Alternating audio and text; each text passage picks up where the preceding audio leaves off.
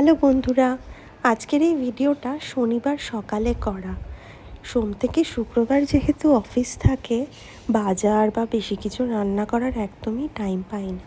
তাই শনি রবিবারই সমস্ত কিছু বাজার করে ভালো করে ধুয়ে পরিষ্কার করে ফ্রিজে তুলে রাখি, যাতে উইকডেজে রান্না করতে কোনো অসুবিধে না হয়, কাজটা খানিকটা এগিয়ে থাকে।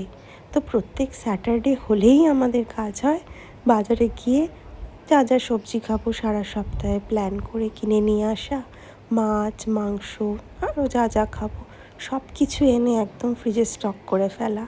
তো এই শনিবার অনেক সবজি কিনেছিলাম।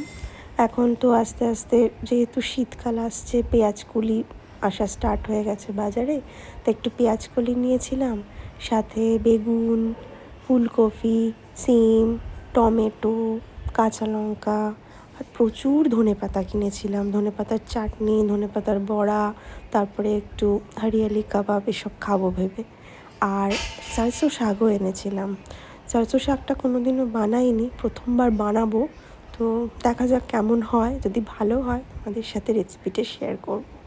আর তাছাড়া মূলো শাকও এনেছিলাম আর চাল কুমড়ো এনেছিলাম। চাল কুমড়ো দিয়ে একটু সর্ষে বাটার পুরে ভরে বড়া করব। তো আমি সবজিগুলো ভালো করে ধুয়ে নিয়ে ফ্যানের তলায় রেখে খুব ভালো করে শুকিয়ে নিই, তারপর ফ্রিজে গুছিয়ে তুলে রাখি। আর একটু নারকেলও কিনেছিলাম, কারণ শনিবার আমি ঠেকুয়া বানিয়েছিলাম। ঠেকুয়ার রেসিপিটা তো অলরেডি আমি শেয়ার করেইছি, তো সেই জন্যই নারকেলটা কেনা আর কি। প্লাস কিছু ফলও কিনেছিলাম, মোসাম্বি, কলা। তো এইভাবেই শনিবারের অনেকটা টাইম আমার কেটে যায় বাজার ধুয়ে পরিষ্কার করে ফ্রিজে তুলতে। তোমরাও কারা কারা এরকম করো আমাকে কমেন্ট করে জানিও। Bye bye.